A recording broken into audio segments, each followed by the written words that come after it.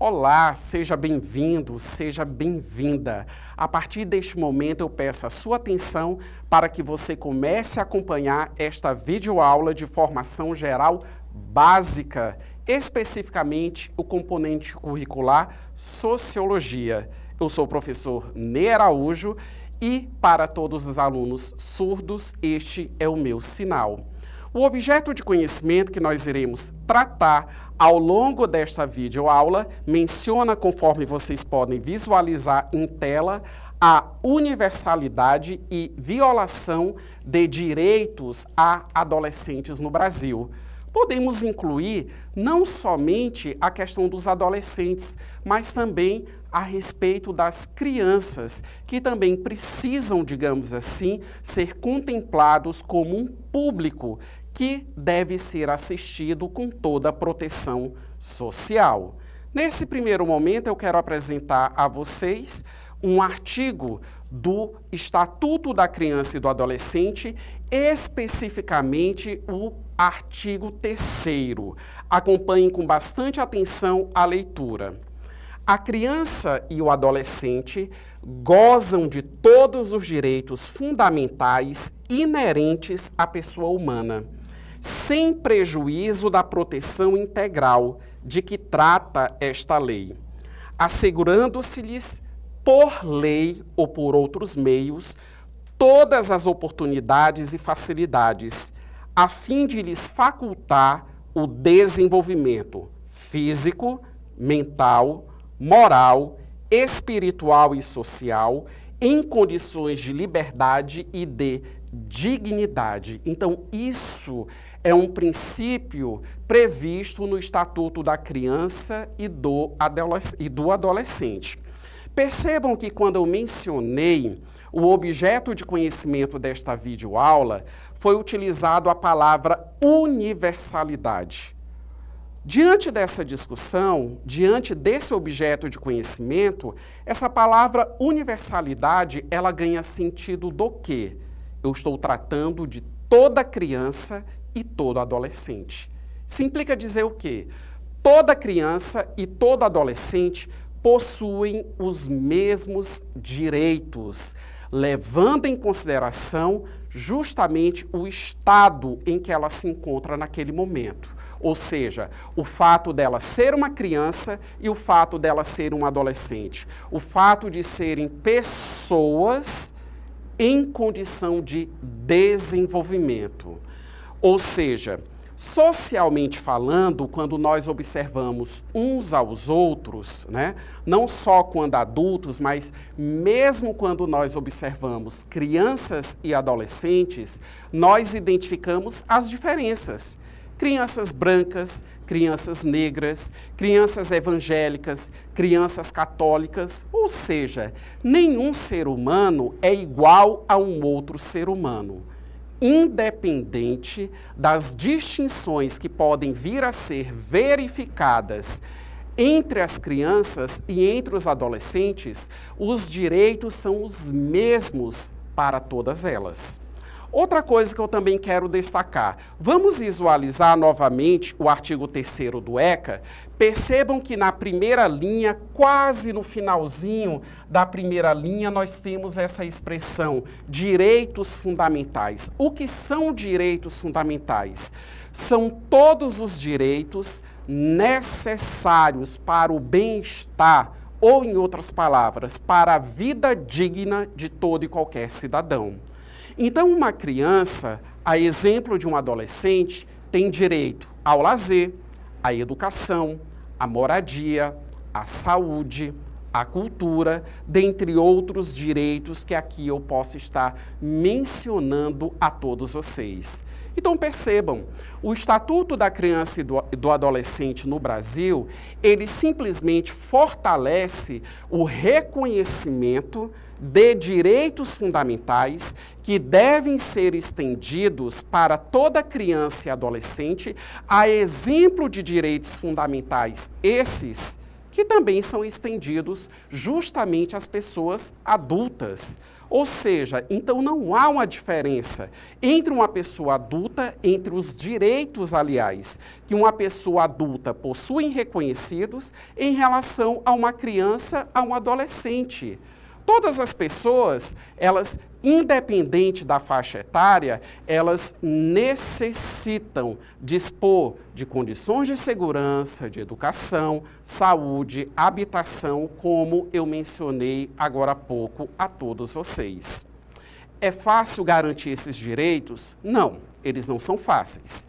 E existem as violações. Muitas das vezes, essa universalidade, ela não é reconhecida. E é aí que entram os desafios a serem superados. Por isso que, a partir de agora, eu trago, nessa imagem, alguns exemplos de violações de direitos que, no caso, estão voltadas a crianças e adolescentes. Vocês podem perceber que existem 5 tipos enumerados aí. Irei explicar cada um e citarei os respectivos exemplos. Por exemplo, quando eu trato da negligência, o que é você negligenciar uma criança? É, por exemplo, um ato muito simples. O meu filho, por exemplo, ele tem a necessidade da alimentação, mas eu não concedo a alimentação para ele. Eu deixo o meu filho em intervalos de tempo significativos com fome. Negligência também é quando você sai da sua casa e você deixa, por exemplo, uma criança de 6, 7 anos sozinha por um grande intervalo de tempo. Você simplesmente está negligenciando aquela criança. Vamos observar o número 2, qual é? A violação? A violação física, a violência física, aliás. Ou seja, muitas das vezes, no ato de educar, com a justificativa de educar, a criança, às vezes, ela se submete a um corretivo aplicado pelos seus pais, ou seja, é quando ocorre a agressão física. Eu estou disciplinando o meu filho através do uso da violência física. E muitas das vezes essa violência física, ela é excedente, porque ela machuca, porque ela marca, porque ela degrada o corpo da criança, chegando inclusive a situações de espancamento. Vamos para o nosso item 3, violência psicológica. Ou seja, é quando você começa a atingir, digamos assim, a mentalidade da criança, o ser daquela criança. É quando você inferioriza ela. O mesmo também ocorre com adultos. Percebam, é bem semelhante. Quando você resolve praticar a violência psicológica, você está diminuindo uma pessoa, você está reduzindo ela. Você quer que o emocional dessa pessoa torne-se um emocional absolutamente abalado. Vamos para a próxima forma de violência, a violência sexual. Ou seja, infelizmente nós temos muitos casos, porque a violência sexual, ela pode ser desmembrada no abuso sexual e na exploração sexual.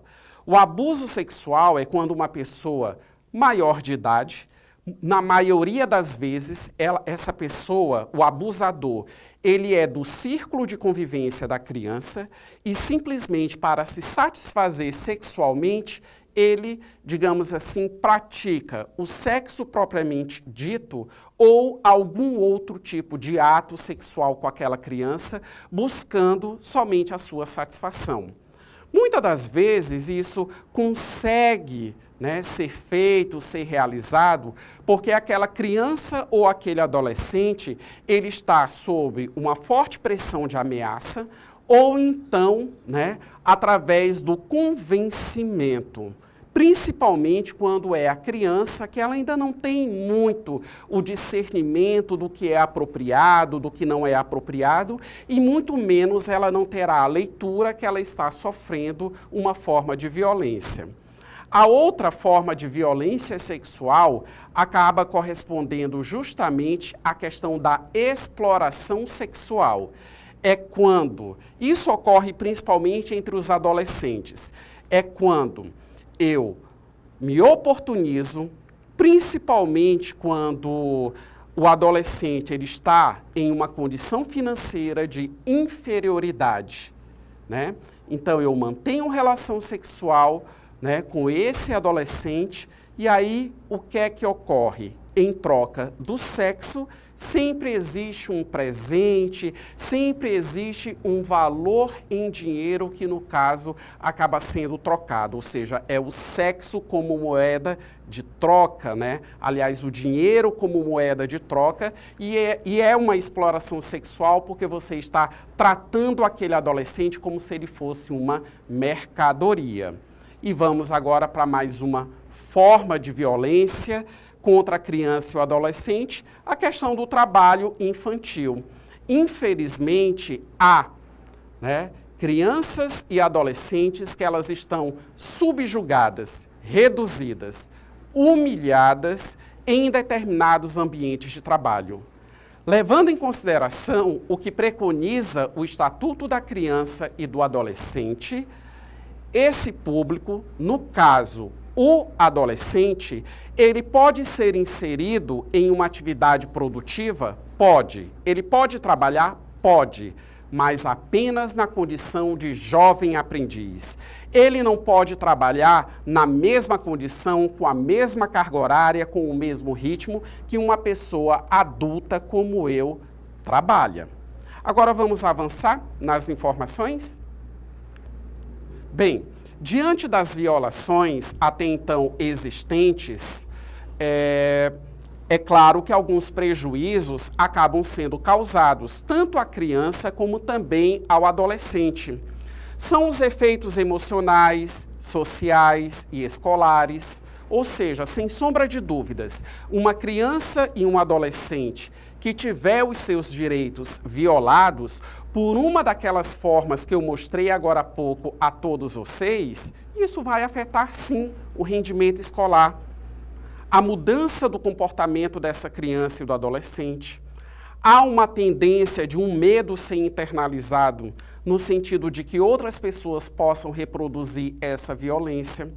Essa criança, ela ficará, e esse adolescente, muitas das vezes introspectivo. Situações de automutilação também podem vir a ocorrer. Enfim, a partir do momento que as violações de direito, elas começam a acontecer, os efeitos que, no caso, são causados à criança e ao adolescente são efeitos, muitas das vezes, devastadores. E muitas das vezes essa criança e esse adolescente não têm o acolhimento necessário, né, para que tudo isso venha a ser observado, tratado, evitado de uma maneira prematura. Infelizmente, a visão de muitos pais, a visão de muitos membros da sociedade é uma visão muito superficial, baseada num senso comum, em que muitas das vezes, quando a criança e o adolescente revelam o tipo de violação que sofreram, principalmente as de ordem sexual, é muito recorrente a desqualificação. De maneira lamentável, se desqualifica o discurso, o depoimento, o testemunho de uma criança e de um adolescente que sofreu esse tipo de violência em detrimento justamente do agressor. Muitas das vezes dando razão para o agressor, pelo fato de ser um homem religioso, pelo fato de ser um homem que socialmente tem uma moral ilibada, ou seja, uma construção social que muitas das vezes acabam, digamos assim, blindando esses agressores e desqualificando a vítima. Vamos observar mais alguns desses prejuízos que nos são causados, que são causados às crianças e aos adolescentes. Então você tem um ciclo de violência e exclusão e a questão da falta de oportunidade, ou seja, é como se fosse uma bola de neve. É introspectivo, baixo rendimento escolar, por exemplo. Então, tudo isso vai interferindo lá na frente no profissional, né, que esse adolescente ele pode se tornar, digamos assim, mais adiante. Justamente porque a pessoa, ela simplesmente dispõe de um trauma que não foi superado, um trauma que não foi resolvido, que não foi devidamente tratado na oportunidade que deveria ter sido. Vamos avançar com mais algumas informações.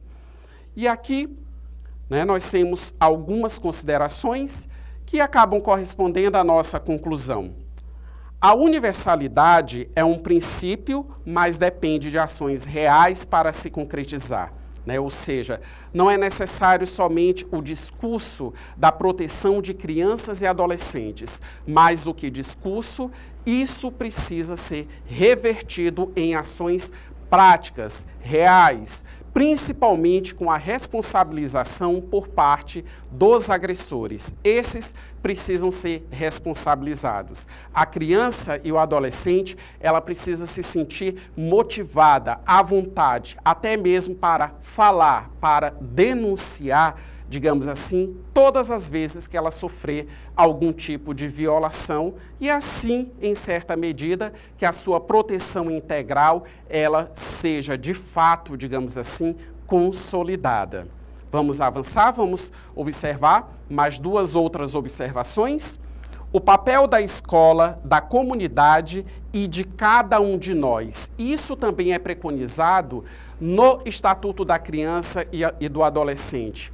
O cuidado com a criança e adolescente é uma responsabilidade da família, do Estado e da sociedade, ou seja, de todos nós, né? Então, você vê que há uma responsabilidade que acaba sendo compartilhada entre esses atores, família, Estado e sociedade.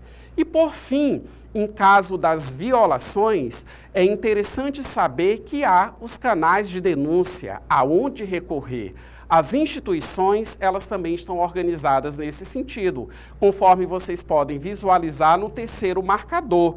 Existe o Disque 100, né? É só você discar 100 no seu telefone e você encaminha a sua denúncia de violação em relação a direito da criança e do adolescente, o Conselho Tutelar e também o Ministério Público. São exemplos, né, de canais de denúncia. Diante desses apontamentos, vamos para o nosso aprendizado, consolidá-lo ainda mais. Duas questões objetivas. Visualizem em tela. Nós temos a primeira questão. Sobre a prevenção à violação de direitos da criança e do adolescente. De acordo com o Estatuto da Criança e do Adolescente, ECA, é correto afirmar que, letra A, o dever de prevenir a ocorrência de ameaça ou violação dos direitos da criança e do adolescente incumbe exclusivamente ao Estado, que deve tomar todas as medidas administrativas e legislativas necessárias à preservação de sua integridade. Letra B. Incumbe ao poder público autorizar, observados os requisitos legais, a permanência temporária de crianças ou adolescentes em estabelecimentos que explorem comercialmente bilhar, sinuca ou congênere, ou por casas de jogos, assim entendidas as que realizem apostas, ainda que eventualmente. Letra C. É proibida a viagem intermunicipal de criança ou adolescente, desacompanhado dos pais ou responsável, sem autorização judicial. Letra D. A Lei 13.010 de 2014, que também ficou conhecida como Lei da Palmada ou Lei Menino Bernardo, alterou o ECA para reafirmar que a criança ou adolescente tem o direito de serem educados sem o uso de castigos físicos. E letra E, as crianças menores de 12 anos somente poderão ingressar e permanecer nos locais de apresentação ou exibição de diversões e espetáculos adequados à sua idade, quando acompanhadas dos pais ou responsável. Então, em acordo, com o enunciado da questão que trata a respeito da prevenção à violação de direitos das crianças e dos adolescentes, a resposta correta está expressa na letra D.